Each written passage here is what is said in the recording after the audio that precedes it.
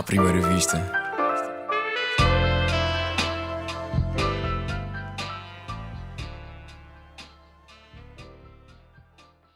Olá, bem-vindo ao 29º episódio do Humor à Primeira Vista, o podcast sobre o humor da ESC FM e do Expresso. Eu sou o Gustavo Carvalho. Hoje o convidado é especial, não é um humorista, também não é um agente ou produtor, é consumidor de comédia, mas é também professor, foi meu professor, portanto não estranhem tratá-lo assim durante o episódio. Já falámos sobre ele algumas vezes no podcast, no primeiro episódio, por exemplo. Leciona na ESCS, a Escola Superior de Comunicação Social que ainda frequento, e é responsável pela unidade curricular Técnicas de Expressão do Português, entre outras, mas nesta é que reside a questão. Entre muitas outras coisas, ensina também sobre as teorias do humor e outros aspectos da comédia. Estamos hoje via Zoom para perceber melhor porque é que acha importante ensinar humor e descobrir como é que chegou aqui, e também para mostrar o amor que tem por Woody Allen. Bem-vindo, professor Jorge Trindade. Peço desde já desculpa por todas as regências em que vou falhar ao longo deste episódio, mas vou tentar estar atento. Obrigado por ter aceitado o convite, professor. Não, é um prazer. Antes de percebermos esta relação que tem com o humor, acho que é importante contextualizarmos e tentar perceber como é que chegou aqui, porque o professor é muito atento às questões da linguagem, do português, o escrever corretamente o português, que é muito importante no humor, e já falaremos sobre isso. Mas o professor nasceu em Porto Alegre, sei que estudou na Faculdade de Letras, dá aulas na ESCS. Como é que veio parar a Lisboa? Como é que foram esses primeiros tempos? Como é que eu vim parar a Lisboa?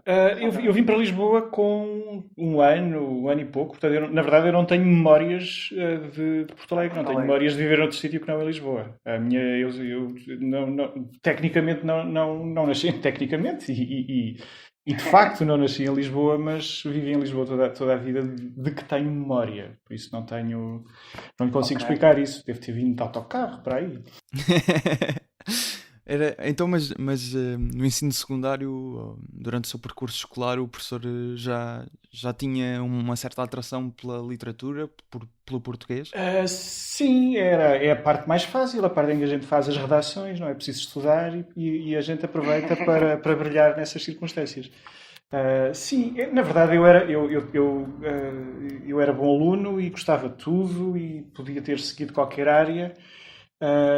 Mas havia de facto esse fraquinho especial pela literatura, e isso é que me levou a optar pela via de humanidades no nono ano, que era na altura, não sei como é que é agora, mas na altura era quando se fazia essa grande decisão, e optei pela área de humanidades e portanto já estava, o meu objetivo já era estudar literatura nessa altura, para a Faculdade de Letras, e pronto, e a partir daí afunilei tremendamente as possibilidades profissionais futuras, porque quando se vai para a Faculdade de Letras vai-se por amor, pelo menos foi o meu caso, e depois o amor sai caro.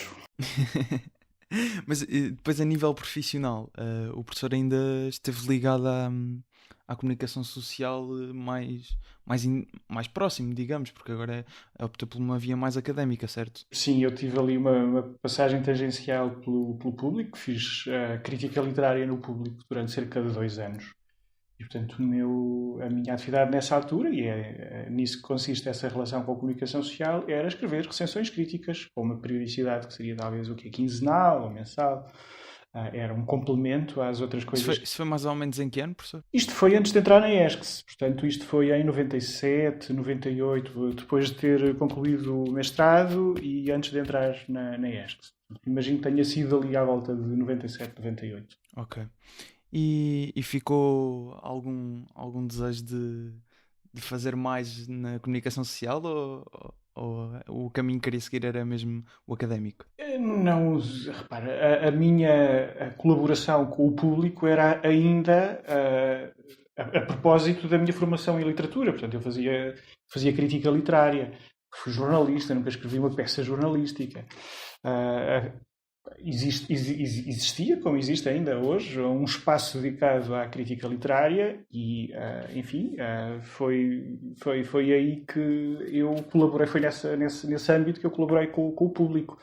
Essa colaboração depois acabou por se interromper precisamente por ter entrado na ESCS e porque entrei na ESCS com a responsabilidade de dar cadeiras que nunca tinha dado e de preparar os programas e todas essas questões, e portanto para mim era muito difícil conciliar as duas coisas. Na altura, aliás, para mim era difícil conciliar o que quer que seja. E por isso depois na altura acabei por deixar cair essa atividade que também tinha e que me dava prazer, naturalmente, e li muita coisa nesse contexto, a propósito dessa colaboração que tinha, e foi muito profícua nesse sentido, porque ler por obrigação não é assim tão mau como dizem, porque para quem é indisciplinado como eu, isso corresponde à imposição de uma disciplina que por vezes depois também é frutuosa. E em relação dentro da literatura, há vários géneros e o humor acaba por ser um deles. E como é que chegou ao humor? Foi por obrigação ou já gostava mesmo de consumir esse tipo de conteúdos? Por um lado, sempre gostei. Eu sempre gostei de humor, sempre fui consumidor de humor. Não sou um especialista em humor, nem nada que se pareça. Aliás, como vai perceber rapidamente na sequência desta conversa. Mas sempre gostei de humor e de literatura com um cunho humorístico. E felizmente nós temos-la também abundantemente em português. Temos autores que exploram muito bem esse cunho humorístico. E isso sempre me acompanhou. Essas leituras sempre me acompanharam. Sei lá, de Camilo Castelo Branco, que é um extraordinário humorista. Passe esta classificação, se calhar ousada, mas tem textos absolutamente fantásticos no que diz respeito eu penso que a denominação humorista está sempre ligada à parte do autor, portanto acho que pode fazer sentido, não é? Exatamente. Naturalmente é um cunho redutor, mas neste contexto ele justifica-se. Aliás, o Essa, que também é um escritor com um cunho humorístico muito forte, numa carta de apresentação de uma revista literária, eu não me recordo agora qual era essa revista literária, ele é apresentado precisamente como um humorista. Nessa altura ele ainda não tinha escrito nenhum dos romances pelos quais depois ficaria conhecido, mas já tinha escrito várias coisas, tinha escrito vários textos, e não eram todos de natureza humorística, mas a verdade é que ele era cunhado desse texto de apresentação, desse projeto editorial, ele era cunhado como humorista, e, portanto é perfeitamente legítimo fazê-lo.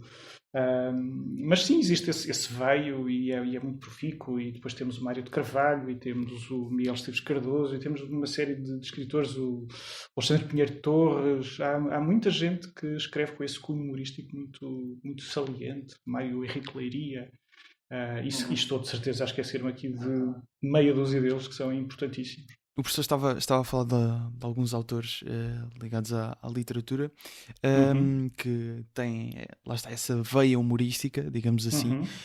E em relação a outro tipo de conteúdos de humor, o que é que o professor consome para além de literatura? Consumo de humor em diversas plataformas, sketches de rádio, televisão, de séries, coisas desse género, um bocadinho de tudo. Também não o faço de forma muito sistemática, não o faço de forma muito... Eu sou um consumidor desorganizado, não sou um... Eu identifico-me, eu também sou desorganizado. Não tenho sequer o hábito de seguir séries assim de forma muito obediente, de forma muito sistemática. Vou apanhando coisas aqui e ali, algumas que me cativam mais. Eu depois também acabo por não ter muito tempo e muitas vezes acabo até por revisitar coisas que já vi em tempos e que me chamaram a atenção na altura e de que gostei, e às vezes até acabo por fazer mais isso do que propriamente ir descobrir novas coisas. Então é uma pessoa mais de arquivo, por assim dizer, do que da atualidade? Deixa cá ver. Eu faço as duas coisas. Vou ver coisas antigas e é sempre para mim um prazer voltar a ver certas coisas, dos Monty Python, o Seinfeld, algumas coisas que para mim foram importantes porque foram marcos na formação do meu gosto enquanto consumidor de coisas do humor. Mas depois naturalmente também vou acompanhar as coisas que se vão fazendo E todos os dias, muitas vezes não ouço as coisas em direto, não consigo estar disponível quando as coisas passam na televisão ou na rádio, mas todos os dias vou ver, sei lá, o tubo de ensaio do Bruno Nogueira, via a Mixórdia todos os dias, quando havia Mixórdia, as coisas do Ricardo Araújo Pereira, naturalmente, que sou um grande fã.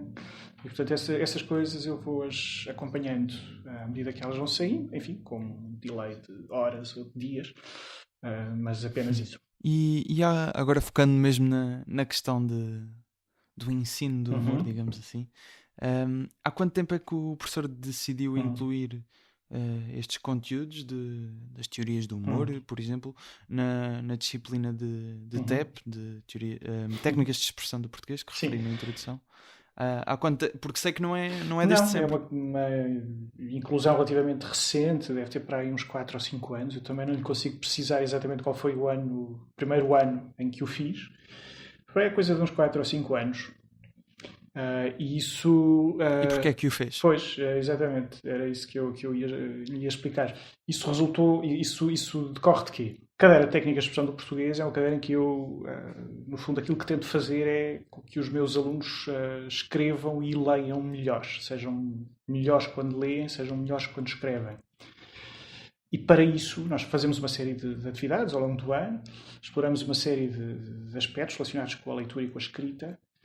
E o último tópico do programa é, e há muitos anos a esta parte, um tópico dedicado à análise de discurso. E durante muitos anos eu fiz análise de discurso argumentativo.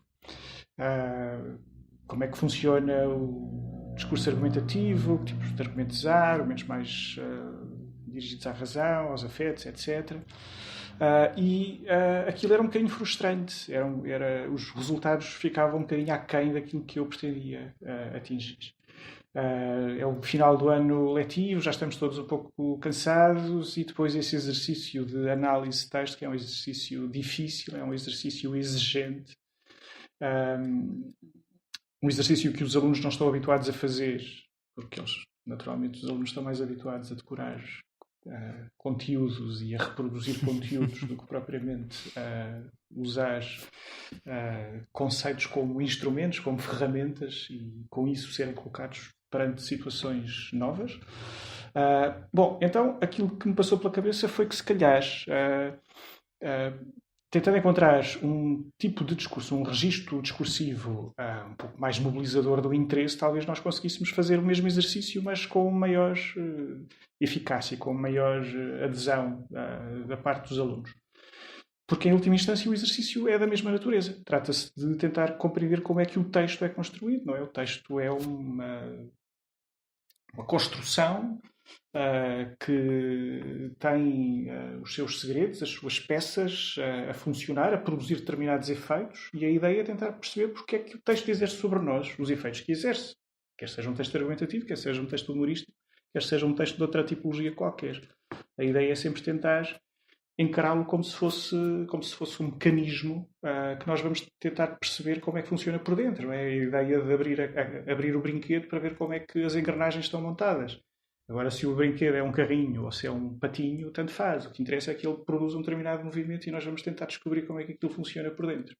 E este exercício de atenção e de descida à textualidade, não é? A ideia de que os textos não produzem um determinado efeito sobre nós porque sim, produzem um determinado efeito sobre nós porque há uma matéria... E no humor isso é extremamente evidente. É, exatamente.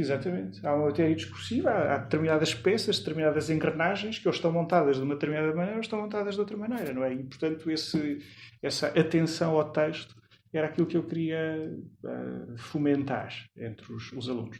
Bom, e, de facto, a questão do humor acaba por ser mais mobilizadora, porque mais facilmente os meus alunos têm interesse por ler textos humorísticos do que por ler textos argumentativos, embora os textos argumentativos sejam tão interessantes como os textos humorísticos, simplesmente têm outra natureza, é um interesse de outra natureza. Claro. E, enfim, pelo menos essa parte eu consegui... consegui realizar, não é? Consegui atingir com esta mudança de azimuth. Portanto, tratar texto humorístico é claramente mais mobilizador do que tratar texto argumentativo. Mas a ideia era precisamente Mas essa. É simplesmente então, orientar... Diga, diga. para além desse aspecto de mobilização, não existia também, obviamente, sendo que o professor já referiu que costumava consumir conteúdos deste género, não existia um objetivo também de alguma forma. ahm, vou dizer o termo educar aqui, mas se calhar não é o termo mais correto, mas dar a conhecer, pronto, digamos, Sim, dar a conhecer esta uma parte, porque isto pronto, a minha questão que até ia colocar a seguir prendia-se mais com a questão do ensino de aspectos artísticos, uhum, de artes, até em Portugal. Por exemplo, no meu ensino básico secundário, uhum, tive disciplinas de teatro, uhum, tive disciplinas de dança e outras coisas que são acabam por ser ofertas da escola, uhum. não são disciplinas obrigatórias, mas tive. Também faria sentido haver uma disciplina de humor, porque também é uma vertente da arte. Pois, isso é uma discussão muito interessante. Acho que sim, é capaz. Não, Acho que é capaz de ser perfeitamente defensável essa inclusão do humor. mas Na- não foi esse então o Não, não, raciocínio do professor, por não, acaso achava não, que sim. não, na verdade não foi. Na verdade não foi, lamento desiludi-lo. Na verdade, a ideia Não foi. Bom, desilude, não desilude. não, a ideia foi precisamente aquela que eu lhe estava a expor. Então, se isto não Uhum, funciona com o texto argumentativo, o que é que vamos fazer? claro, Vamos analisar o texto das bulas dos medicamentos. Se calhar há coisas mais pois, importantes, há coisas mais interessantes. Seria, se calhar, também interessante analisar as bulas dos medicamentos ou outra coisa qualquer, receitas de culinária. Não queria entrar pelos domínios da escrita jornalística, porque já há cadeira especificamente de análise de discurso jornalístico, etc. Isto é uma cadeira de técnicas existe, de expressão exatamente. do português, não é uma cadeira de técnicas de expressão jornalística. E, portanto, Exato. eu tentei, e nesse sentido, se calhar até o Gustavo até vai ao encontro deste aspecto dessa decisão, é tentar, na cadeira de técnica de expressão do português, pôr os alunos em contacto com modalidades de discurso que não são estritamente jornalísticas, que não fazem parte do núcleo Uhum. duro dos textos Os contos, por jornalísticos, exemplo. embora tenham um pé, embora tenham afinidades, não é? Quando tratamos de texto narrativo, tratamos de questões que se colocam, por exemplo, na escrita da reportagem, quando tratamos de texto humorístico, tratamos de questões relacionadas com o género crónica, que é também um género que está muito Exatamente. relacionado com o jornalismo. E, portanto, nesse aspecto, sim, no sentido de alargar o espectro de contacto com Então, modalidades mas textuais. relativamente à questão de se seria, na opinião do professor, seria de alguma forma interessante ou importante educar-nos mais sobre o humor? Epá, sim, acho que sim. Sobretudo, na verdade, sobre bulas Sim, claro. de medicamentos, porque não também. Não, o humor tem outro interesse. O humor, aliás, a forma como o Gustavo pôs a questão no início foi anunciar, no fundo, que eu abordava as teorias do humor. As teorias do humor não me interessam tanto como, por exemplo, os mecanismos de construção do humor. As teorias do humor estão lá essencialmente para enquadrar o fenómeno do humor e precisamente para Claro. chamar a atenção para o facto de ele ser bastante complexo e de ter componentes cognitivas e componentes sociais e componentes psicológicas e componentes Exatamente. éticas, e tudo isto é a prova de que, ou a manifestação da complexidade do fenómeno humorístico. E por isso, se calhar, é um bocadinho mais interessante do que, lá está, as receitas de culinária. E sim, em termos gerais, eu concordo consigo, mas na verdade não foi esse. Não foi essa a razão pela qual eu A razão. introduzi a Uhum. questão do humor. Há, aliás, uma outra razão, uma outra razão, se quiser, periférica, ocidental, mas que acabou por ser catalisadora desta decisão, foi o facto de eu estar, na altura, a fazer a minha tese de doutoramento sobre as farpas do Bessa de Queiroz, precisamente, que é um texto, lá está, que tem uma componente jornalística, uma componente sociológica, uma componente humorística e uma componente de ensaio sobre a atualidade política e social, etc. Está ali tudo. E a minha abordagem não era uma abordagem essencialmente humorística, era uma abordagem desses textos na relação que eles estabelecem com a retórica como construção textual e também com a retórica como entidade que organiza a vida social da época, segundo a perspectiva dos realistas. E no meio desse estudo, eu percebo que a questão do humor é incontornável, que eu tenho mesmo de abordar a questão do humor. E eu percebi muito pouco, quer dizer, era um consumidor, mas não era propriamente uma pessoa que refletisse sobre o fenómeno do humor. E isso Então, acabou o professor, por ser... antes de terem enquadrado esta questão do humor na disciplina de TEP, foi estudar a questão do humor, foi aprofundar, é isso? Claro, exatamente. Porque Ok. até lá não sabia muito pouco sobre o humor, lá está, na perspectiva teórica, na perspectiva eu era uma pessoa que se ria, não é? Quando lia ou quando via qualquer coisa, ria. É a Na minha ótica do função. utilizador. A minha Claro. função é essa, é rir-me e é sentir prazer enquanto consumidor, precisamente. E depois, enfim, fui estudar um bocadinho e fui tentar perceber. E estas coisas são fascinantes, não é? Porque, ao contrário daquilo que algumas pessoas acham, não é? Quando percebemos como é que funciona, lá está o brinquedo, quando descobrimos o truque, o efeito esmorece, não é nada assim, pelo contrário, ficamos Era exatamente isso que eu não ia perguntar imediatamente a seguir, mas era se ao desconstruirmos, como nós chegámos a fazer em algumas aulas e apresentações, ao desconstruirmos sketches, até textos, piadas, não tira a magia da coisa, do humor, certo? Não, primeiro porque somos sempre fintados, não é? Em primeira instância, depois nós vamos perceber como é que foi a finta, não é? Vamos perceber qual é que foi o movimento, como é que fomos enganados, no fundo, porque acaba sempre por estar aí a essência do humor. De que forma é que o tapete nos foi tirado debaixo dos pés quando nós achávamos, até porque já estamos mais de sobreaviso, não é? Já sabemos como é que estas coisas funcionam, achamos que estamos a calcar o tapete nos pontos estratégicos para não sermos surpreendidos e a verdade é que acabamos sempre por ficar ali estatelados. E essa é a parte divertida, a parte de prazer de ler um texto humorístico ou de assistir a um espetáculo ou o que quer que seja. Mas isso não me parece nada que tire o prazer do humor, pelo contrário. Ficamos se calhar a pensar, este tipo é mesmo bom, isto é mesmo bem feito. É bem pensado. É bem pensado, exatamente. Isto está aqui, está aqui um trabalho bem feito. E isso não parece, aliás, como a análise de texto literário não perturba minimamente, não eclipsa minimamente o prazer de ler um texto literário, não é? Aquelas pessoas também que acham que quando se analisa um poema, quando se coloca o poema na mesa da anatomia e se está ali a analisar o poema, no fundo se está a perturbar a fruição. E não é? O efeito é exatamente o contrário. Pelo menos para mim é.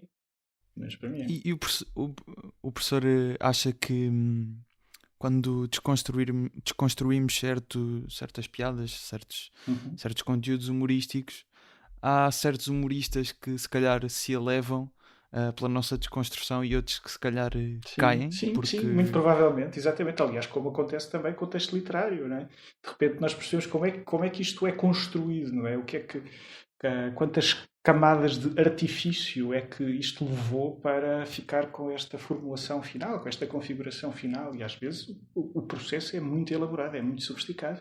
E isso, como estava a dizer o Gustavo, isso acaba por elevar a consideração em que temos sobre os humoristas, claro, os autores. Claro que sim, estou de acordo consigo. Claro. E tenho aqui uma pergunta provocatória, não para si, mas para, bom. para eventuais ouvintes, que é se acha que... Não é para mim. Não é para... A pergunta é para si, mas não é provocatória para si. Okay. Acho eu, acredito eu. Se acha que nos educarmos mais quanto ao humor, se as pessoas se educassem mais quanto ao humor, iam fazer menos vezes a pergunta de quais é que são os limites do humor. Pois, Ou acha que nunca vamos conseguir tornar isso?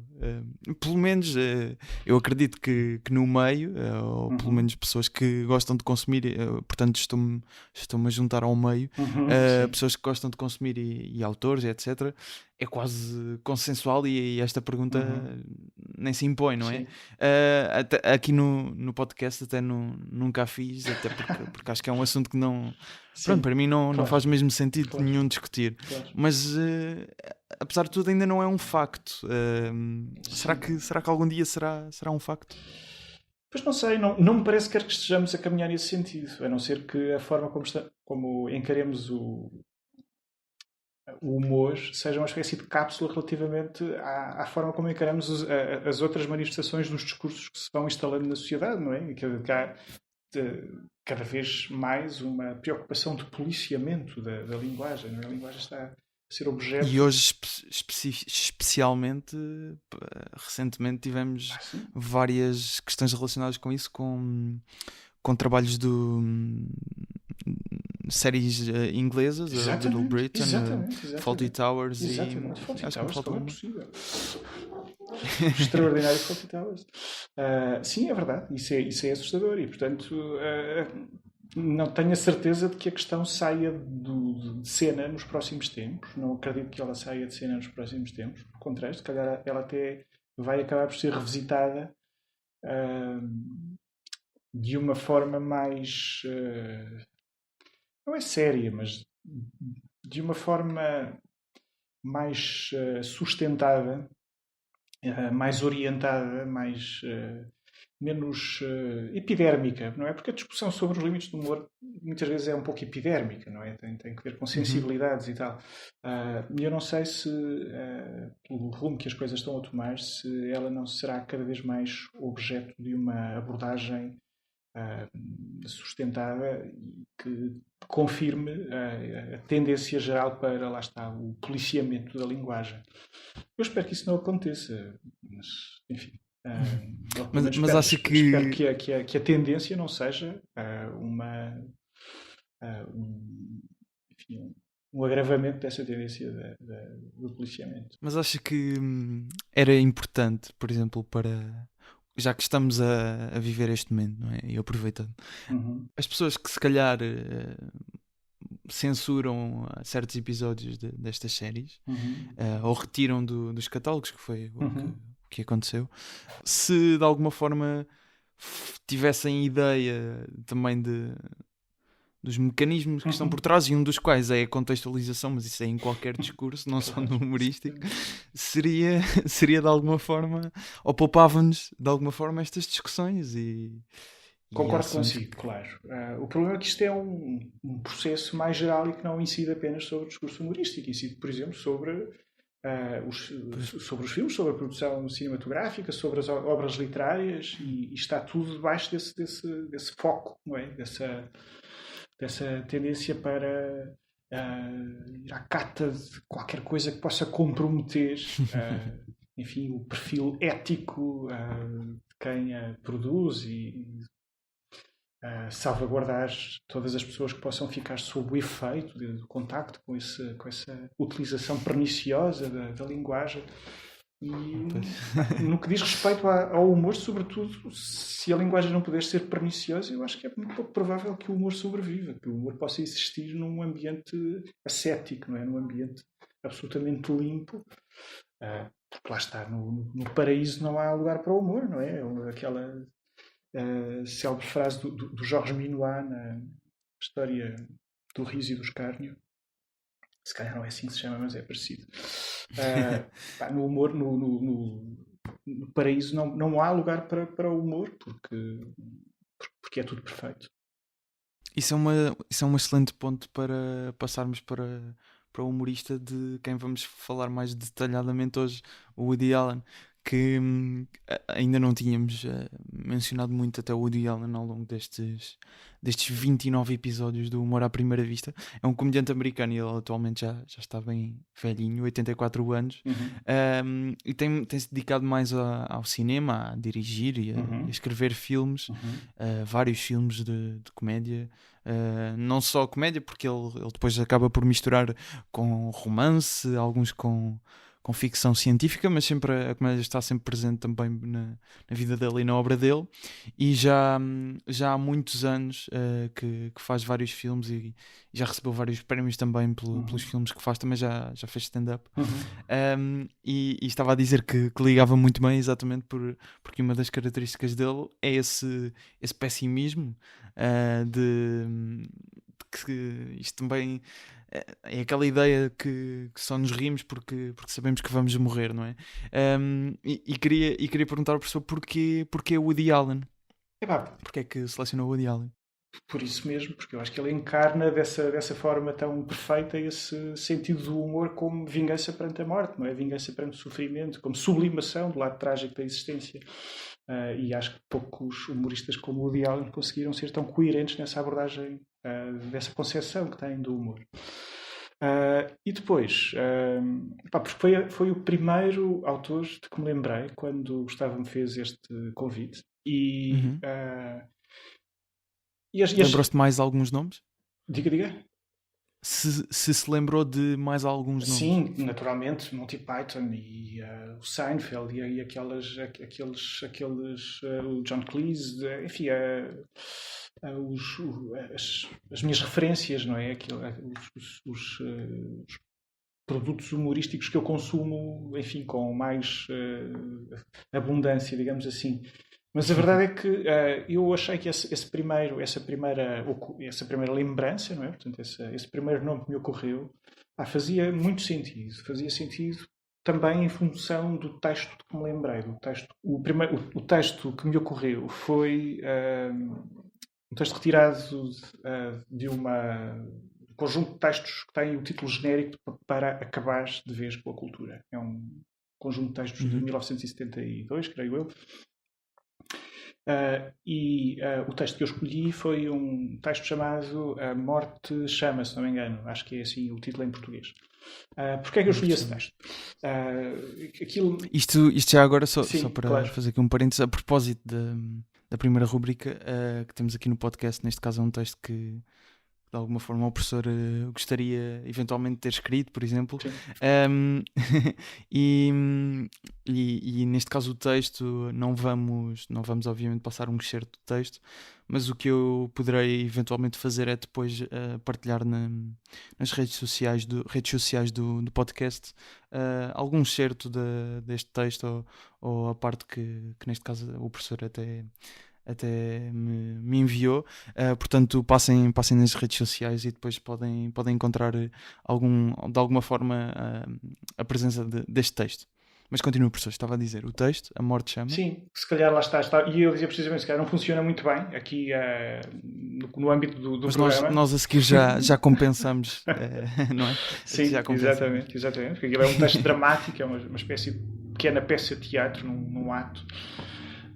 E aquilo é uma paródia a um filme que é o filme da minha vida, que é O Sétimo Selo do Bergman. E só por isso eu não podia deixar de o trazer. E é provável que seja por ser um pastiche, por ser uma paródia desse filme da minha vida, que esse texto me diz tanto. Eu lembro-me de ter vibrado intensamente quando o li pela primeira vez, precisamente porque reconhecia a referência que está na sua gênese, mas também porque ele subverte completamente a ideia do filme inicial, e as duas ideias me seduzem tremendamente.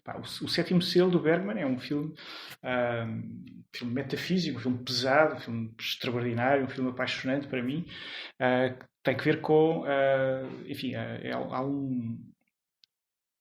um cavaleiro que regressa das cruzadas e que encontra a morte vem buscá-lo e ele desafia a morte para uma partida de xadrez. E o trato que eles fazem é, enquanto o jogo durar, a morte não o leva. E porque ele tem ali umas questões a tratar, lá está, umas questões de natureza espiritual, porque é uma personagem obcecada pela morte e pelo destino da alma e todas essas questões. Mas, naturalmente, a morte ganha a partida, como ganha sempre, e engana-o ali no meio, e portanto o filme tem essa dimensão trágica, essa dimensão sofrida. E o texto do Woody Allen subverte isto tudo, porque é uma espécie de vingança dessa personagem, do cavaleiro, chamado Antonius Block. E no texto do Woody Allen a situação É o contrário. acontece, mas os papéis estão aqui quase que invertidos, não é? A morte aparece, mas a morte é trapalhona, a morte não tem jeito nenhum para aquilo, tropeça, magoa-se, está sempre a queixar, não sabe jogar xadrez. Há uma referência específica no corpo do texto, há essa referência do xadrez. Acabam a jogar cartas. Exatamente, tem de jogar às cartas, mas é enganada facilmente e perde dinheiro. E vai no diálogo da personagem. Exatamente. É completamente cilindrada. E aqui então isso é apaixonante, porque lá está, é a vingança do Antonius Block, é a subversão completa desta relação entre a morte e o homem, em que a morte ganha sempre e aqui perde. E isso tem uma dimensão, lá está, de sublimação, de vingança, que neste caso me interessa muito, que me é muito caro.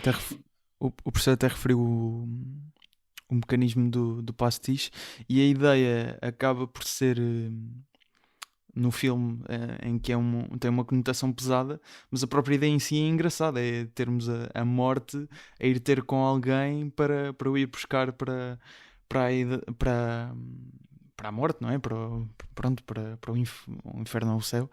E por estar enquadrada noutra situação, neste caso assim, num apartamento, um senhor gordinho e careca que não está à espera, está sentado a ler o jornal, acaba por... E eu próprio, eu nunca vi o filme, apesar de saber... de conhecer, já ter ouvido falar, mas consegui ler e rir-me com a situação. Se calhar não tanto, mas acabei por achar bastante engraçado. Funciona melhor quando se conhece o modelo, digamos assim, claro. Com este contexto que o professor deu, ajudou a perceber melhor. Ou seja, como eu disse, aproveitem e passem nas redes sociais para verem alguma parte, alguma menção pelo menos a este texto que o professor aqui referiu. Mas vamos mesmo agora à rúbrica... Quem me dera ter sido eu. Neste caso, o professor selecionou alguns certos que ilustram bem a abordagem que o Woody Allen tem quanto à comédia, que já quer referir. E vamos ouvir dois certos. O primeiro é do filme Annie Hall, e é um filme que até recebeu 4 Oscars. Melhor filme, melhor argumento original, diretor e melhor atriz também. E é uma conversa entre a personagem do Woody Allen e da Diane Keaton. Agora, não sei qual é que é a pronúncia correta. Acho que é Diane Keaton. Diane, será? Diane Keaton. Neste caso ela faz de Annie Hall, e estão curiosamente numa livraria, não sei se foi por isso que o professor escolheu. mas vamos ouvir primeiro o certo. I'm going to buy you these books, I think, because I think you should read them, instead of that cat book. That's pretty serious stuff there. Yeah, because I'm obsessed with death. I think it's a big subject with me. Yeah, I have a very pessimistic view of life. You should know this about me if we're going to go out. I feel that life is divided up into the horrible and the miserable. Those are the two categories. The horrible would be like I don't know, terminal cases, and blind people, and cripples. I don't know how they get through life. It's amazing to me, And the miserable is everyone else. That's so when you go through life, you should be thankful that you're miserable. Because you're very lucky to be miserable. Foi o excerto do Woody Allen, do filme Annie Hall, e é obviamente um excerto pessimista, e há bocado disse mal, e o professor entretanto em off corrigiu-me bem, que é rúbrica, lê-se com acento, não é? Não, rubrica. Rubrica, exatamente. Voltei a dizer mal. Rubrica não é assim. Rubrica, disse mal. Não tem acento, não tem nenhum acento gráfico, essa sílaba tónica é o I. E, portanto, lê-se como se tivesse acento no I. Lê-se como se tivesse acento mais ou menos no I, mas não tem acento no I, porque é uma palavra... Exato. Paroxítona. Ai meu Deus, já me envergonhei. mas fica aqui também esclarecido que só há uma forma, é rubrica sem acentos. E lê-se rubrica. Disse mal outra vez. Ok. Vou parar de dizer a palavra, se calhar. Se calhar agora até disse bem, eu é que ouvi mal. Não, disse mal. Foi. Mas porquê este certo este certo especificamente? Porque isto tem que ver com os temas que são caros ao Woody Allen, não é? Porque, aliás, eu não sei se o Gustavo vai passar apenas este ou se vai passar algum. Vou passar o outro já a seguir também. Bem, todos estes filmes, todos os certos têm qualquer coisa em comum, não é? Que são esta ideia, esta concepção pessimista da vida que o Woody Allen tem. E que eu partilho também. E então isto é muito engraçado, porque apesar de todos os filmes do Woody Allen terem esta componente, terem no fundo esta atmosfera a subjazer às peripécias pelas quais passam as personagens, que é uma concepção muito fatalista e muito pessimista, e a ideia de que a vida não tem sentido nenhum e de que todos os passos que nós damos na vida e que achamos que nos vão conduzir a algum sítio, na verdade são passos completamente cegos e que estamos sempre a tropeçar nas nossas próprias pernas, nos nossos próprios passos, que a vida é um voo cego a nada, não é? Como diz aquele poema do Reinaldo Ferreira, e a questão é que ele nos dá isso com uma perspectiva humorística. Ele consegue dar-nos essa concepção tão pessimista da existência, mas dá-nos através de um instrumento salvífico, não é? Um instrumento que nos permite habitar esta vida inabitável, que é sermos capazes de rir, sermos capazes de olhar para essa condição humana terrível e sermos capazes de prosseguir o nosso caminho, porque pelo menos temos essa pequena arma, não é? Temos essa pequena vingança que nos permite estar vivos e que nos permite não entrar em parafuso e não nos suicidarmos todos. E isso é o humor, e é para isso que ele serve. Também. Logo no início do filme da Annie Hall, há aquela cena da personagem do Woody Allen que está a falar diretamente para a câmara, a dizer que a vida dele mudou quando era miúdo e percebeu-se de que um dia ia morrer, e é exatamente essa questão. Exatamente. Não é? Como é que é possível? Como é que se consegue viver sabendo que se está condenado, não é? Porque nós todos temos essa sentença sobre a nossa cabeça, não é? E a partir do momento em que temos consciência dela, ou tentamos camuflar, lá está, através de uma série de prazeres mundanos e efêmeros, através dos quais nos tentamos afastar a nossa consciência dessa realidade, ou então olhamos para isso e vingamos através do humor, e usamos o humor como uma arma de arremesso, uma arma de subversão do horror. E o professor considera que o Woody Allen, já na sua longa carreira, foi perdendo um bocado o jeito de usar essa arma? Não sei se houve um período da produção dele de que eu gostei muito, e ultimamente já nem sequer vejo os filmes. Acho que há ali um período dos anos 80, 70, 80, talvez entre ali um bocadinho nos anos 90 ainda, em que ele faz filmes absolutamente extraordinários. E era o tempo em que eu fazia questão de ir sempre assistir à estreia, no dia da estreia. Estreava um filme do Woody Allen e eu tinha lá, era quase como se tivesse cartão de sócio, um clube de fãs do Woody Allen. E a verdade é que isso depois, esse endereço foi esmorecendo.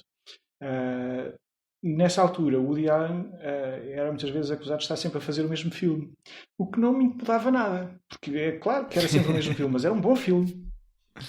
Há muita gente que está sempre a fazer a mesma coisa, não é? Há quem esteja sempre a fazer a mesma canção, e há quem esteja sempre a escrever o mesmo livro, e há quem esteja sempre a escrever a fazer o mesmo filme. Nada contra. A verdade é que era um filme muito fixe. Era um filme que eu gostava muito, muito, muito. E era uma festa. E depois essa festa foi, epá, também às tantas, esse espírito criativo, não é? Essa capacidade criativa, imagino que se vá esmorecendo e, portanto, às tantas vão sendo variações sobre um tema e as variações vão ficando cada vez menos vigorosas, digamos assim.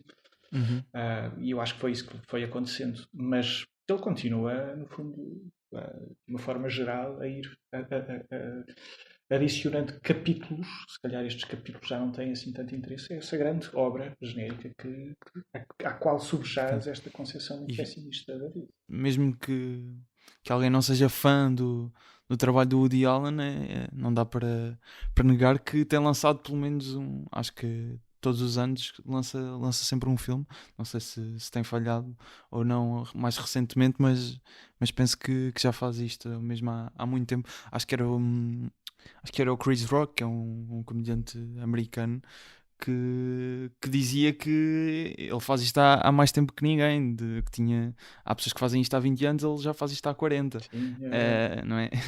Sempre, e isso acaba sempre por ser notável. Sim, e isso também, se calhar, também justifica o facto de a obra dele ser irregular, não é? Porque nós não podemos produzir muita coisa. Fazer 40 ou 50 obras-primas é uma coisa muito complicada. Ele tem ali meia dúzia delas. Não pode ser sempre. Também dava jeito que a coisa fosse mais distribuída em termos cronológicos, digamos assim. Mas é por isso que, sei lá, imagine, o Essa escreve 10 romances e se calhar 3 ou 4 não os acaba em vida, são publicados postumamente. O Camilo escreve 40 ou 50 ou 60. É por isso que a qualidade média dos romances do Essa é se calhar superior à qualidade média dos romances do Camilo. Porque o Camilo escreveu muito, muito, muito, muito. Mas os melhores livros do Camilo são extraordinários, sem dúvida nenhuma. Agora não se pode esperar, naturalmente, que se escrevam 50 ou 60 ou 70 obras-primas e se produzam e se filmem, se realizem outros tantos filmes que sejam também obras-primas, claro. Exato. E o segundo excerto, ainda nesta rubrica, Bravo. é também de um filme do Woody Allen, que é o Play It Again, Sam. Neste caso volta a ser um diálogo entre a personagem do Woody Allen, que era um crítico de cinema recentemente divorciado, e uma senhora que está num museu a contemplar um quadro. Vamos ouvir este certo. It's quite a lovely Jackson Pollock, isn't it? Yes, it is. What does it say to you? It restates the negativeness of the universe, the hideous, lonely emptiness of existence, nothingness, the predicament of man forced to live in a barren, godless eternity, like a tiny flame flickering in an immense void, with nothing but waste, horror, and degradation, forming a useless, bleak straitjacket in a black, absurd cosmos. What are you doing Saturday night? Committing suicide. What about Friday night? Este certo mostra mais uma... Eu acho que aqui a grande piada é mesmo sobre o Woody Allen. Não é? É quase auto-infligido. Que ele volta-se a relacionar com a ideia pessimista, mas é uma questão quase de desespero da personagem que se te vais suicidar no sábado, na sexta consegues. Né? Sim, exatamente. Exatamente, mas lá está. É a ideia de que o humor consegue subverter este caldo de desespero em que a personagem está mergulhada, não é? Isso é muito engraçado. Eu adoro aquela tirada dela. Eu fiz aqui uma tradução assim meio apressada, mas eu acho que vale a pena reproduzir em português. Força. Isto. Portanto, o Woody Allen pergunta-lhe o que é que ela vê no quadro de Jackson Pollock, não é? E ela responde que o quadro reafirma a negatividade do universo, o hediondo e solitário vazio da existência, a situação do homem condenado a viver numa eternidade estéril e sem Deus, como uma pequena chama tremuluzindo num imenso vazio, onde não há nada além de desperdício, horror e degradação, formando uma camisa de forças inútil e sombria num universo negro e absurdo. Eu não diria melhor. acho que é uma boa forma também de resumir O estes... sentido da vida é este, não é? O sentido da existência, basicamente. E pela primeira vez no podcast temos uma pergunta do público. Neste caso é um ex-aluno da ESCS de jornalismo. Não é humorista, mas é fã de comédia. E atualmente trabalha no Expresso. Vamos ver se também o professor reconhece, mas penso que vai reconhecer. Olá Gustavo, olá professor Trindade. Tenho duas questões, uma é Consegue minha, ouvir? outra é do meu colega Samuel Rolas, que foi da minha turma e que foi também aluno do professor. A do Samuel é o que é que o professor acha do estado da crítica literária em Portugal. Ele diz que hoje em dia há sobretudo reviews e que se perdeu a tradição da crítica enquanto género. Ainda há revistas como a Colóquio, a Letras, mas a expressão no meio literário é mínima, vá. E a minha questão é, acho que nunca perguntei isto diretamente ao professor, mas o que é que ele achou daquele maravilhoso sketch que foi para o ar nos Commie Awards, e protagonizado por mim, e de que forma é que isso se refletiu na minha nota final. Acho que nunca tinha perguntado isto e gostava de saber a opinião sincera do professor Trindade. Um grande abraço e bom programa. O Ruben Tiago Ruben, Pereira. sim, claro que sim. Ruben que fez magistralmente de Trindade, naquele sketch dos cómicos. Se calhar respondíamos primeiro à pergunta do Samuel. Do Samuel que é Rolas, sim. Ok. Sim, isso colega. é verdade. E eu ia aproveitar até para puxar, porque a crítica até é um tema que me interessa. Não sei se o professor tem por hábito ler reviews ou críticas de espetáculos de comédia, mas isso existe bastante lá fora. Em Portugal não existe.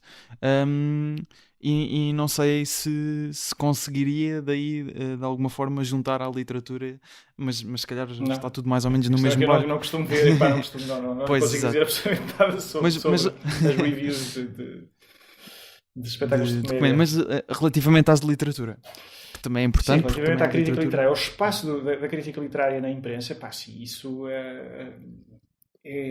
esse estreitamento do espaço, ele corresponde à perda progressiva de influência da literatura na vida da sociedade, não é? Quando nós vemos aquilo que era o espaço dedicado à crítica literária na imprensa dos anos 50, dos anos 40, 50, 60, suplementos extraordinários cujos textos depois eram reunidos em livros, a Estrada Larga, por exemplo, há essa tradição que se foi perdendo, e o espaço da crítica literária tem-se vindo cada vez mais a estreitar e enfim, a qualidade acaba também por se ressentir dessa perda de relevância. E não tenho muito mais a dizer senão isso. É que é um movimento manifesto. É um processo manifesto.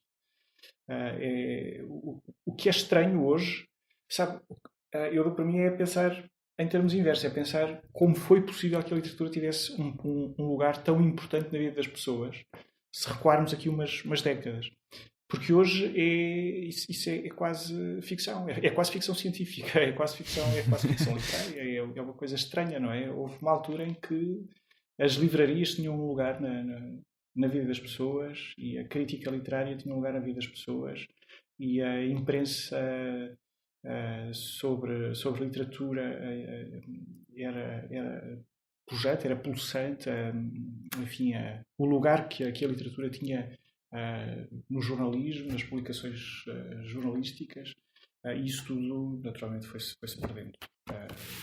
E a tendência, lá está, é cada vez mais para termos uma nota de leitura com uma coluna e depois com umas estrelinhas para consumo rápido e para satisfação instantânea do leitor que não está para se incomodar mais. Vou tentar puxar outra vez a brasa à minha sardinha. Só como eu disse, isto é até uma questão que me interessa. Eu já cobri alguns espetáculos de stand-up em Portugal e tentava sempre fazer algo em que não me colocasse do ponto de vista de um crítico, mais mais algo descritivo e talvez mais semelhante a uma review propriamente do que uma crítica. Mais porque achava que não tinha, se calhar, eu penso que o meu raciocínio é correto, mas não me via nessa posição de ter a capacidade ou o conhecimento para estar a dizer este espetáculo foi mau ou este espetáculo foi bom, não vão ver. Então optaria se calhar também para uma perspectiva de manter alguma segurança, digamos, também, até porque sou estudante.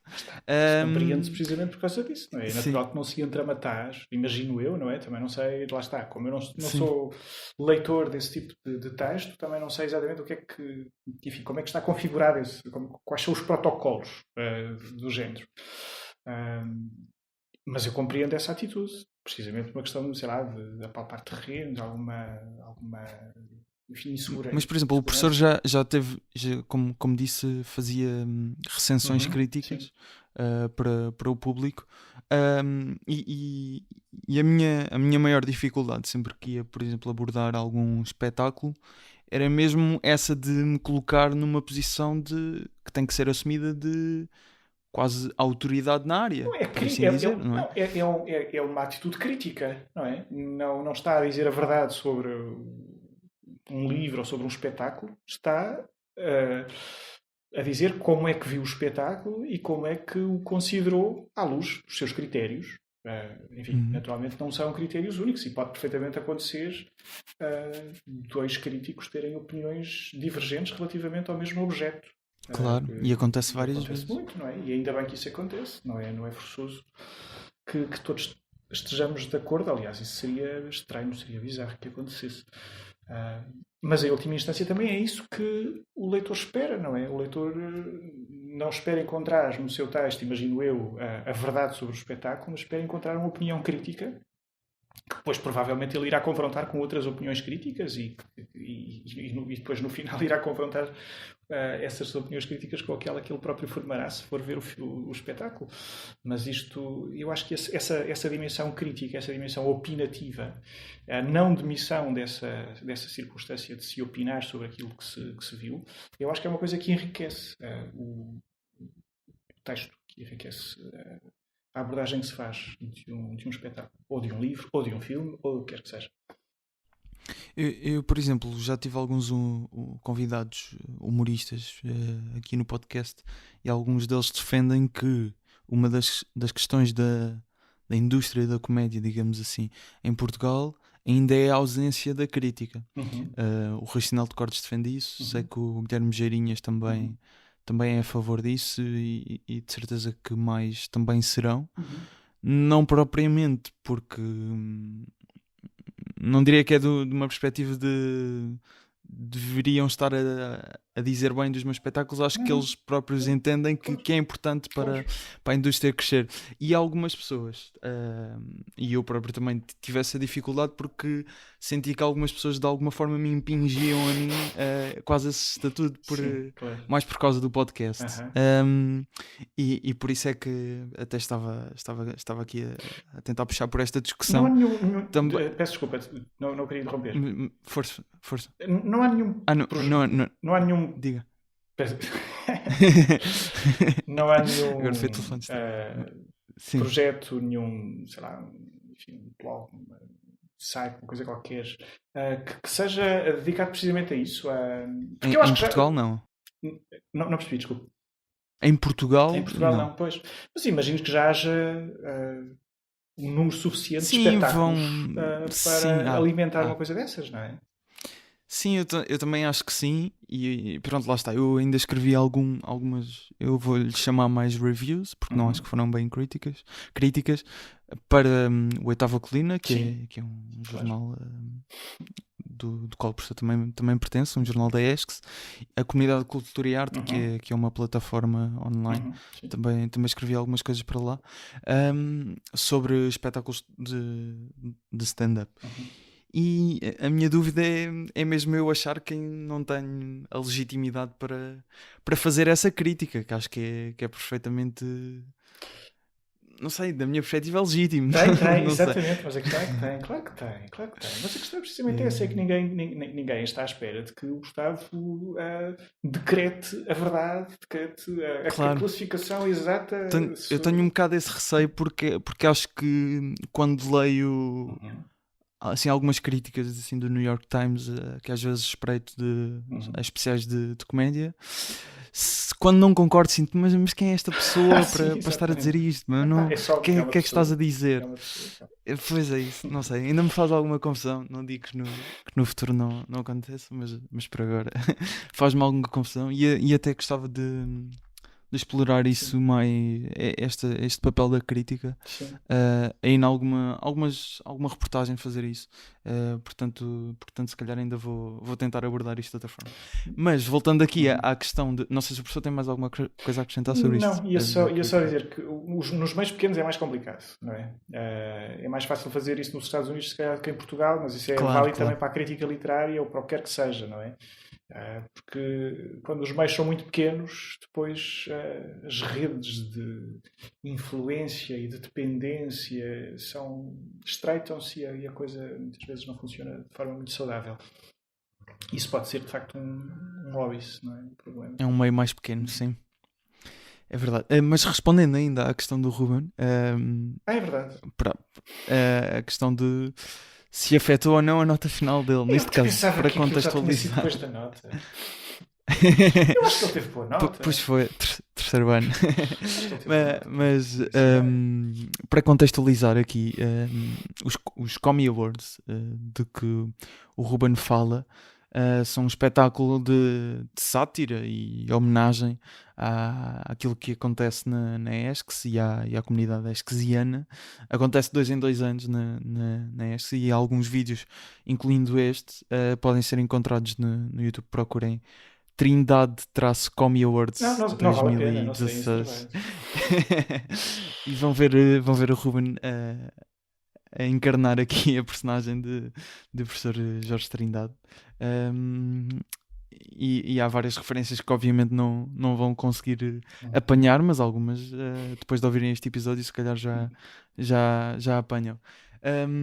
E pegando aqui até no tema dos Commie Awards, já passaram muitos alunos pelas suas aulas, alguns deram comediantes, não diria que foi por causa das suas aulas, não é uma relação causa e efeito, até porque não sei se na altura quando eles passaram até o professor já falava sobre estas questões, mas acho que não. Mas já passaram vários, a Bumba na Fofinha, que é a Mariana Cabral, o Raminhos, o Diogo Faro, o Pedro Durão, a Susana Romana. Eventualmente pode-me estar a faltar algum. Não me ocorre mais o André Martins, o André Martins tem um canal no YouTube que se chama Imperfectos, também é comediante. Ele até esteve há pouco tempo na SFM, mas ele é aluno de audiovisual, era aluno de audiovisual. Portanto, não foi seu aluno. E isto até é engraçado porque nós até já falámos disto algumas vezes, mas é que se tem realmente produzido muitos comediantes, não sei bem qual é que é a taxa em relativamente a outras escolas, mas devemos estar bem colocados de certeza no humor nacional. E a minha pergunta não é especificamente sobre estes alunos, mas se nessa cadeira de TEP já passaram alguns alunos, se notou que havia alguma tendência para o humor, de alguns que já tinham alguma aptidão, algum que lhe tenha ficado mais na mente, quem sabe poderemos estar aí a revelar novos humoristas. Eu não faço eu não lanço nenhum desafio para produzir textos humorísticos. Portanto, se existe mas temos aquela não é em TEP que nós escrevemos não, é um conto. É um conto. Estarei a confundir. Mas eu lembro-me de escrever. Ou isso não era no âmbito de. Se calhar alguém, se alguém quiser, pode fazê-lo. Se calhar em tempos, às tantas até dei essa possibilidade de, em alternativa a qualquer outra coisa, se poder fazer um texto humorístico. Mas se isso foi Se isso foi lançado, tenho uma memória Não, muito estou a remota. confundir. Pá, eu acho que Estou a o confundir. Gustavo talvez tenha feito uma coisa dessas, talvez, não? Não, eu fiz, mas Mas por isso era que eu estava a confundir. Era extracurricular. Era extracurricular, Não, provavelmente. era Não isso, sei, era já não isso. lembrava. Então, mas podia esqueci perfeitamente esta ter conhecido. pergunta. Eu estava a achar na minha memória que tínhamos. Não, mas era aquelas crónicas que eu às vezes ia mostrar ao professor. Mas Exatamente. repare, estava-me a perguntar se havia alguém em que eu tivesse reconhecido talento para o humor e pai, só me estava a ocorrer uma pessoa, que era o Gustavo. Pelo menos foi a primeira pessoa. Não pode ser. Não, isto agora. Não posso permitir. Exatamente. Não posso Amor com amor se permitir. paga. E o professor que também gosta de escrever, certo? Acredito que também tenha essa veia, ou não? Pá, escrever é uma coisa Pouco. muito, muito, muito, muito difícil. Escrever dá um trabalho horroroso. Escrever é uma coisa muito penosa. Mas bom, diga lá, o que é que vai dizer? Não tenho nada escrito na gaveta. Não tenho nenhum romance na gaveta. E as únicas... Não tenho. Mas quando escreve tem alguma tendência para o humor enquanto autor? Deixa cá ver. Não escrevendo, acaba por ser curioso que me pergunte o que é que... Enfim, qual é o meu perfil de autor quando escrevo? Porque se eu não escrevo, eu posso imaginar, não é? Imaginando, eu diria que sim, talvez. Mas eu também não sou um autor e quando escrevo tenho tendência para o humor. Deixa cá ver. O que é que eu escrevo? Escrevo uns posts de Facebook de vez em quando que alguns são engraçados. Muito obrigado. Que de facto têm uma certa tendência para a piada, para a piadola, porque é fácil. Aí, repare, escrever é difícil. A piadola é relativamente fácil. Isto que eu estou a dizer não faz sentido nenhum. Tudo depende do investimento que se faz na coisa. Mas, enfim, trata-se de posts de Facebook, não são coisas com um grande investimento. Mas não reconhece talento assim mesmo enquanto possível autor? Não, maneira nenhuma. Não. E mesmo. É que, repare, eu nem sequer tenho tempo. Às tantas. Imagina o Cristiano Ronaldo. Vamos imaginar que o Cristiano Ronaldo tinha uma profissão qualquer que o impedia de jogar a bola. Ele não queria descobrir, não é? Porque ele precisava daquilo para comer, para sobreviver. Se ele não tem tempo para jogar a bola, não descobre que tem aquele talento todo. Às tantas é qualquer coisa de semelhante. Eu não tenho tempo para fazer mais nada. A única coisa para que eu tenho tempo é para dar as minhas aulas, corrigir os trabalhos, os milhares de páginas todos os anos de trabalhos. Mas então podemos estar a perder um Cristiano Ronaldo. Diga. Não. Isto era E repare que eu disse Ronaldo aqui. É verdade. Lembro-me desta. Ronaldo. Eu espero que tenha sentido Ronaldo. Não, isto é evidentemente apenas um exercício hipotético e ele próprio jocoso. E o professor faz um exercício nesta mesma cadeira em que pede, não sei se faz isto desde sempre, mas pelo menos no meu ano aconteceu, pede que nós como é que é? É avaliar acho que é de 1 a 5 alguns humoristas que conhecemos, não é? Sim, é verdade. É sério. Não, é assim, não é? Eu já não sei exatamente qual foi a modalidade que eu usei no seu tempo. Agora, este ano foi é só nomear, era só escolher de uma lista que está cada vez maior. Então é capaz. Eu posso estar a confundir. Não, de uma lista que está já bastante extensa e vai todos os anos sendo acrescentada. Os meus alunos tinham de escolher, acho que eram 5 humoristas, os preferidos, e depois 2 a cujos espetáculos de certeza não iriam, nem que lhes oferecessem era qualquer coisa desse género. Só que, no fundo, e quais é que são normalmente os resultados? Os resultados das duas partes, em termos de quem é que das duas costuma, componentes, quem é que ganha sempre de forma absolutamente hegemónica o Ricardo Araújo Pereira. Sempre. Quase sempre com 100% de escolhas. E depois depende das turmas. Aí as turmas às vezes têm perfis um bocadinho divergentes.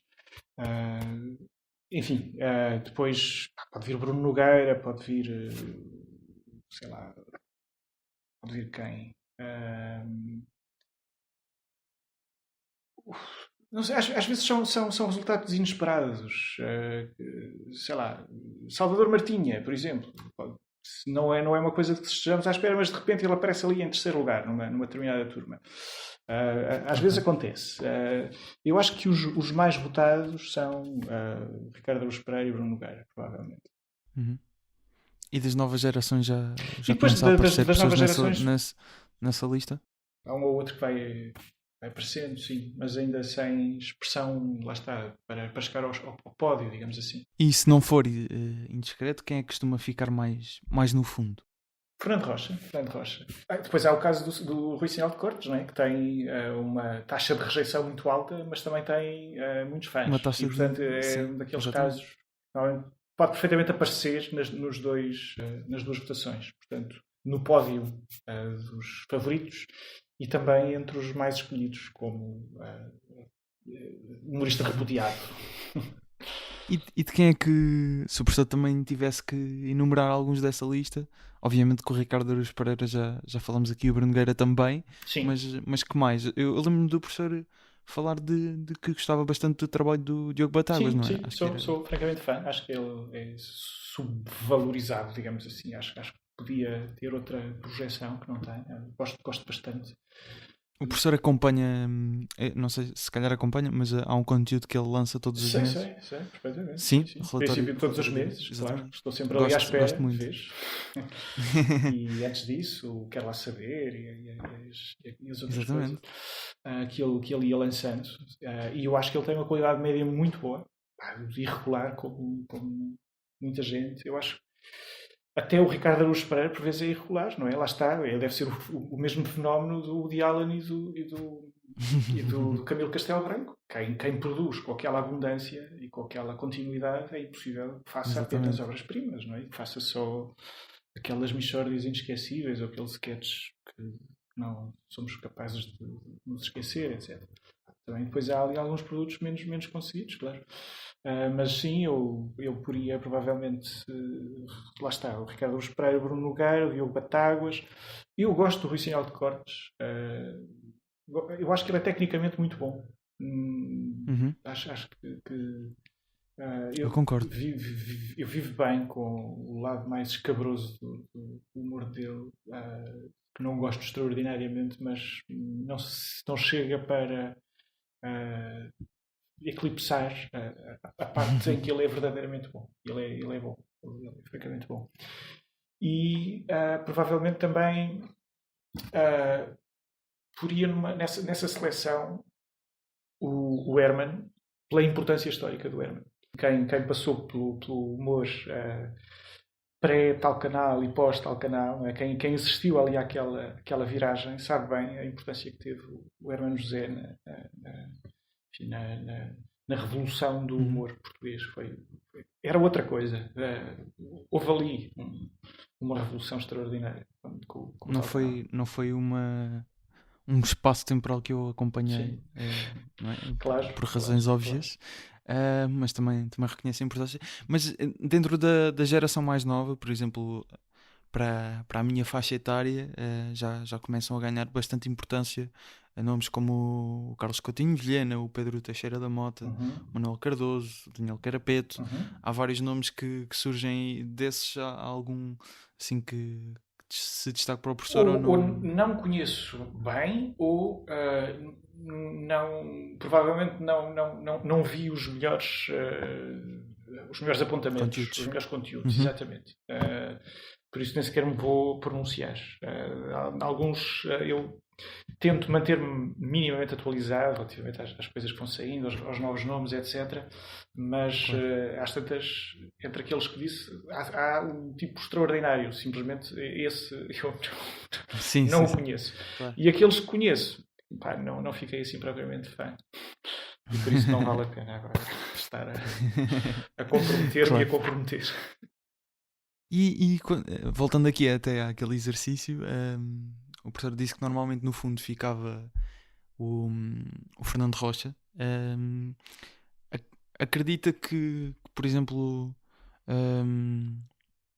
sem qualquer desprezo ao rosto, claro. atenção, porque é muito bom naquele que faz, naquele estilo de anedotas, mas acho que é uma questão mesmo.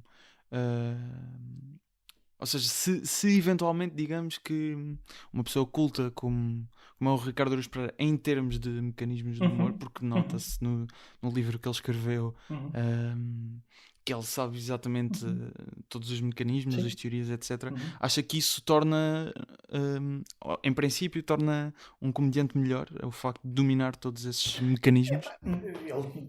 Sim, pode-se dizer que sim, ou então não. Pá, deixa cá ver. Ele pode perfeitamente produzir humor de primeira água e fazê-lo de forma instintiva, quer dizer, fazê-lo sem ter depois essa capacidade de refletir sobre o que faz.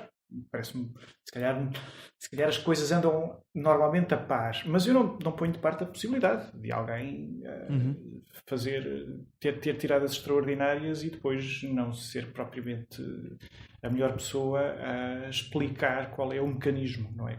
Sim, claro. Até porque muitos destes mecanismos, penso que, obviamente, há várias pessoas que ensinam, por exemplo, a Susana Romana, de quem já falámos, também tem dá cursos de as oficinas de escrita criativa, exatamente. penso que será esse o termo correto. E também tem manual. Exatamente, e ensina certos mecanismos que depois acabam-se por tornar naturais. Sim, exatamente. Porque às tantas também não se está deixa-me ver agora, deixa-me cá ver, eu agora vou fazer aqui não sei o quê. Eu imagino que não seja propriamente assim que a coisa funciona. Agora, depois existe essa capacidade, lá está, de olhar para aquilo que se fez e compreender como é que se manejou ali como é que se manejaram ali os instrumentos humorísticos, não é? As ferramentas humorísticas, as ferramentas discursivas, não é? Para construir esse efeito humorístico. Mas agora, a minha questão sobre a diferença, acho eu, entre o humor do Ricardo, uma das diferenças entre o humor do Ricardo Araújo Pereira e o humor do Fernando Rocha é que o humor do Ricardo Araújo Pereira tem uma série de níveis, não é? Tem uma série de estratos que permite várias abordagens, não é? Como quando nós vamos ao cinema com enfim, o nosso sobrinho ou o nosso filho, ou o que quer que seja. Vamos ver o Shrek, não é? Eu rio-me de umas piadas e ele ri-se de outras, não é? Porque o Shrek tem um humor suficientemente sofisticado para haver ali vários alvos, não é? Vários públicos. E o humor do Ricardo Araújo Pereira tem essa capacidade, não é? Porque há crianças que adoram o Ricardo Araújo Pereira e de certeza que as crianças não apanham 80% das referências e das piadas e das piruetas que ele ali faz. Eu acho que ele é como os filmes da Fernando Disney. Rocha não tem essa sofisticação, não tem, de facto, é o que é. Bom. O Ricardo, quando esteve no podcast, eu lembro-me de lhe ter por acaso na altura até foi um momento engraçado que eu disse de facto nesta cadeira que nós temos, o professor houve uma vez disse que o Ricardo era como os filmes da Disney, porque tanto percebem as pessoas mais velhas, percebem certas piadas, lá está, a questão das camadas, e as mais novas outras. E era só uma observação, não tinha pergunta, então na altura até me lembrei de fazer a pergunta: qual é que é a sua princesa favorita da Disney? Ficou, porque de facto é daquelas coisas que, pronto, também na altura não teria a experiência em termos de entrevista que tenho hoje ao fim de 30 episódios e não tinha reparado que não tinha uma pergunta, então Sim, mas acho que exato. É só uma observação, claro. Pronto, não tenho mas isto para voltando aqui à questão do Fernando Rocha, só para ficar esclarecido, posso não ter sido explícito e não quero ser indelicado, que o Fernando Rocha, obviamente no género que, como eu disse, das andotas, e ele agora até, verdade seja dita, tem às vezes até mistura um bocado as andotas com o stand-up, mais recentemente em certos espetáculos no Pisa em Pé e no Levanta-te e Ri, mas há evidentemente acho que uma questão autoral, porque o Ricardo, Sim, claro. pelo menos no início, sabe-se que o Levanta-te e Ri era, isso é conhecido, muitas coisas vinham de fora, ou eram piadas que facilmente se encontravam se calhar na internet, não na altura, mas hoje em dia, que se encontram facilmente na net, aquelas coisas mais populares, e não há mal nenhum nisso, são estilos e cada um gosta do seu. Mas falando do Ricardo Araújo Pereira, nós temos aqui mais uma rubrica no podcast que, digamos, hoje não se vai aplicar, é exceção, não é? Porque a rubrica chama-se Como é que conheceste o Ricardo Araújo Pereira? Neste caso, o professor não conheceu o Ricardo Araújo Pereira Lá ainda. está. Lá está. Não. Acho que é o primeiro Pois. primeiro caso. Mas damos a volta, porque aparentemente o professor tem uma história muito gira, que eu ainda não sei, e pedi para não me contar, sobre como conheceu o Miguel Góes. Muito gira, isso assim, não sei, acho que Estou a depois- pôr pressão. Não, assim não é, assim já não vai ser, pronto. Exato. É verdade, não se apresentam os humoristas como diz o Seinfeld, nunca se apresenta um humorista a dizer que ele é muito bom. Vende sempre por baixo. Não, o Gustavo falou-me desta rubrica, pá, eu não tinha conteúdo para preencher. Não. Agora não reparei se disse bem. Foi mais ou menos, foi mais ou menos. Eu disse mal, Foi pois, mais ou por menos, acaso. foi mais ou menos. Mas depois lembrei-me do Miguel Góes, pronto, é assim uma espécie, é por aproximação, não é? Está ali em É por contacto. aproximação. Está ali Exatamente. uma cinévoca, ou uma metonímia. Mas qual é a história, Mais então? metonímia, não é, neste caso. Então o que é que se passa? Há muitos anos, ainda antes do Gato Fedorento, eu conheci o Miguel Góes num jantar de aniversário de amigos comuns. E por acaso fiquei ao lado dele, no restaurante. Ele na altura já trabalhava nas produções fictícias, lá está, ainda não havia Gato Fedorento. Eu achei interessante, estivemos ali a conversar um bocado. Ele riu-se 2 ou 3 piadolas que eu fiz e eu fiquei todo contente. Pronto, olha, fiz. E pronto, e nunca mais o vi. Passados aí o quê? Uns 15 anos, nós voltamos a cruzar-nos no casamento de uma dessas pessoas que eram amigos comuns. E eu estou no casamento e eu vejo, penso, olha, Miguel Góes diz, pronto, está aqui. Não, na verdade eu não vou agora estar com ele, porque não vou ter com ele, porque ele não se lembra de mim, como é evidente. E às tantas, ele vem a passar por mim e diz-me, olha, tu és o Jorge. E eu achei aquilo muito engraçado, não é? Porque é uma espécie, é um mundo às avessas, não é? Portanto, passa o Miguel Góes por mim e em vez de eu dizer, não sei se te lembras de mim, ele é que diz, tu és o Jorge, eu lembro-te naquele jantar em 1973. E eu achei isto extraordinário. Era como se eu tivesse passado pelo Marcelo Rebelo de Sousa e ele me tivesse pedido para tirar uma selfie, uma coisa assim do género. o Jorge. Uma coisa completamente inesperada. Pronto, não é uma história muito gira, mas é uma história sui generis que tem É engraçado.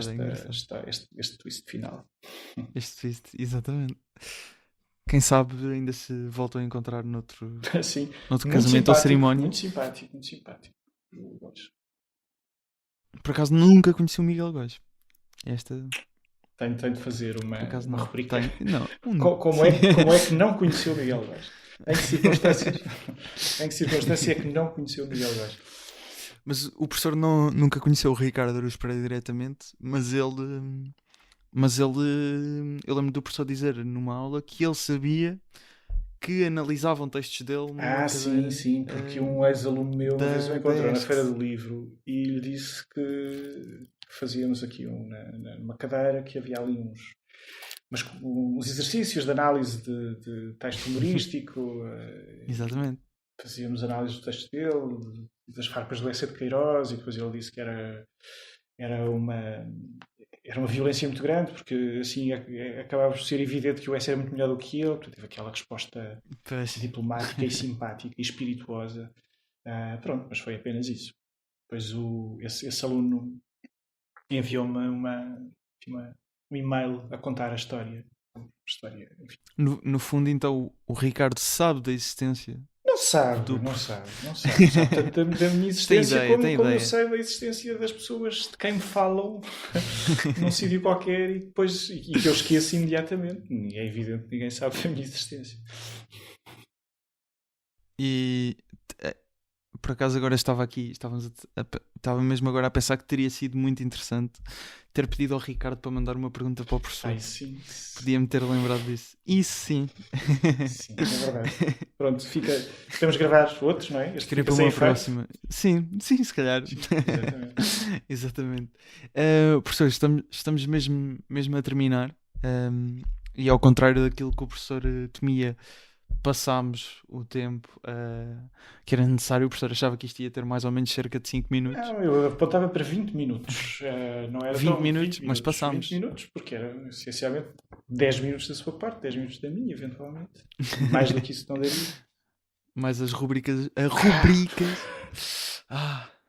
Rubricas. E para terminar, professor, nós terminamos sempre com mais um beat, neste caso do Woody Allen. E é um beat stand-up que é dos meus favoritos. É Woody Allen em 1965, já bem distante. E é um beat em que ele, como fazem outros, mostra bem a criatividade do Woody Allen.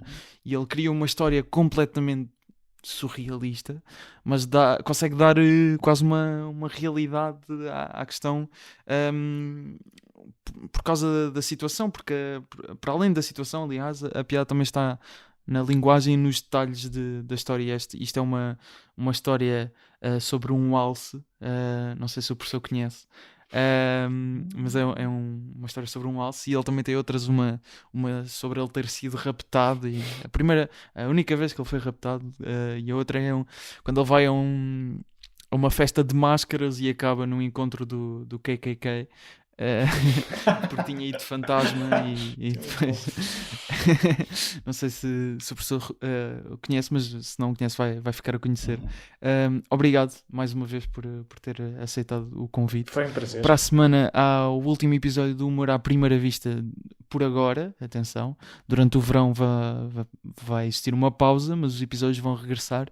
Não sei ainda quando nem como, mas vão regressar.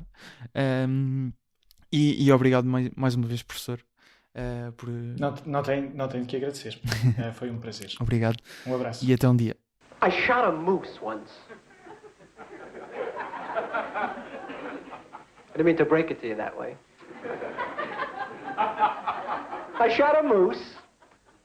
Was hunting upstate New York in the woods. I tied the moose onto the fender of my car, and I drove back home. But I didn't realize that the bullet had not penetrated the moose, but had just creased its scalp, knocking it unconscious. I'm driving home along the highway, and I'm going through a tunnel. The moose woke up. So I'm driving with a live moose on my fender. The moose is signaling for a turn. And there's a law in New York State against driving with a conscious moose Tuesdays, Thursdays, and Saturdays. All right, I don't know what to do. I'm panicky. I realize some friends of mine are having a costume party. I'll go with the moose. I'll ditch him at the party. It wouldn't be my responsibility. So I drive to the party. I go up to the front door. The moose is next to me. I knock on the front door. The host comes to the door. I say, hello. You know the Solomons.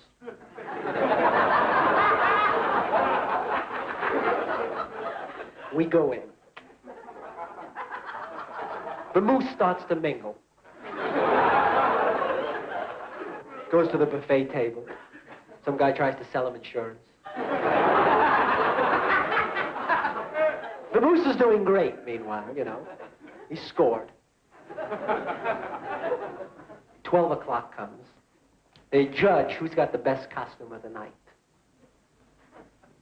First prize goes to the Berkowitzes. A married couple dressed in a moose suit.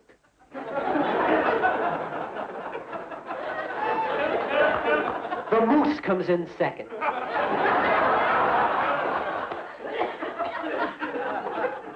The moose is furious. He and the Berkowitzes lock antlers in the living room. They knock each other unconscious. Now I figure I'll get rid of them for good. I pile them on the fender and speed up to the woods. But I got the Berkowitzes. Sonoplastia do humor à primeira vista é de Ruben de Freitas e Luís Batista, o design de Tiago Filipe e Nuno Amaral, a voz dos jingles e genérico é de Tiago Filipe e Rui Mirama. Já sabe, de 15 em 15 dias há um novo episódio, pode ouvir na Esques FM ou em todas as plataformas de podcast, basta procurar Expresso-Humor à Primeira Vista. Pode ainda ler parte da entrevista no site do Expresso. Acompanhe as novidades também no Facebook e no Instagram em humoraprimeiravista.podcast. O meu nome é Gustavo Carvalho, obrigado por ouvir o Humor à Primeira Vista. Até um dia.